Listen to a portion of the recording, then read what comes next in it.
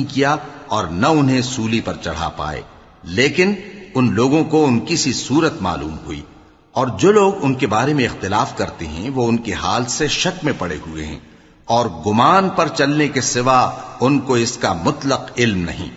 اور انہوں نے عیسیٰ کو یقیناً قتل نہیں کیا، بلکہ اللہ نے ان کو اپنی طرف اٹھا لیا، اور اللہ غالب ہے، حکمت والا ہے۔ اور اہل کتاب میں سے کوئی نہیں ہوگا مگر ان کی موت سے پہلے ان پر ایمان لے آئے گا،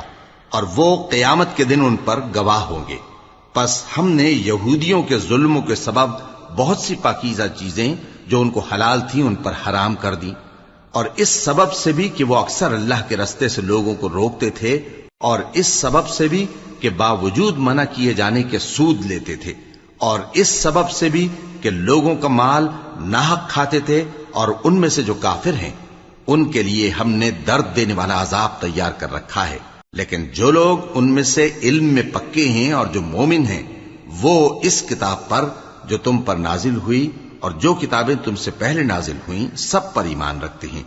اور نماز پڑھتے ہیں اور زکوٰۃ دیتے ہیں، اور اللہ اور روز آخر کو مانتے ہیں، تو ان کو ہم عنقریب اجر عظیم دیں گے۔ اے محمد صلی اللہ علیہ وآلہ وسلم، ہم نے تمہاری طرف اسی طرح وحی بھیجی ہے جس طرح نوح اور ان کے بعد والے پیغمبروں کی طرف بھیجی تھی،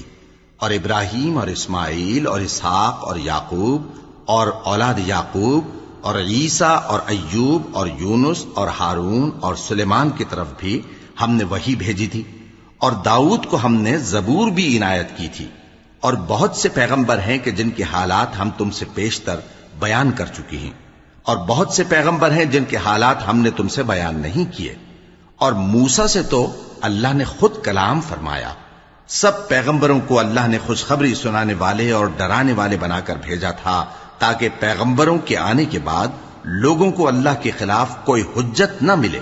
اور اللہ غالب ہے، حکمت والا ہے۔ لیکن اللہ نے جو کتاب تم پر نازل کی ہے اس کی نسبت اللہ گواہی دیتا ہے کہ اس نے اپنے علم سے نازل کی ہے، اور فرشتے بھی گواہی دیتے ہیں، اور گواہ تو اللہ ہی کافی ہے۔ جن لوگوں نے کفر کیا اور لوگوں کو اللہ کے رستے سے روکا وہ رستے سے بھٹک کر دور جا پڑے۔ جو لوگ کافر ہوئے اور ظلم کرتے رہے اللہ ان کو بخشنے والا نہیں، اور نہ انہیں رستہ ہی دکھائے گا، ہاں سوائے دوزخ کے رستے کے جس میں وہ ہمیشہ ہمیشہ رہیں گے، اور یہ بات اللہ کو آسان ہے۔ لوگوں، یہ پیغمبر تمہارے پاس تمہارے پروردگار کی طرف سے حق بات لے کر آئے ہیں، تو ان پر ایمان لاؤ، یہی تمہارے حق میں بہتر ہے، اور اگر کفر کرو گے تو جان رکھو کہ جو کچھ آسمانوں اور زمین میں ہے سب اللہ ہی کا ہے،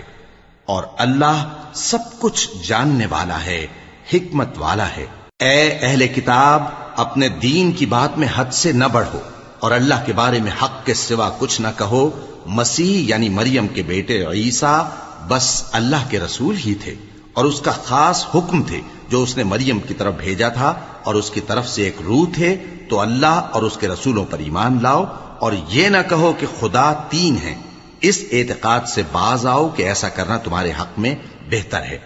اللہ ہی معبود واحد ہے، اور اس سے پاک ہے کہ اس کی اولاد ہو۔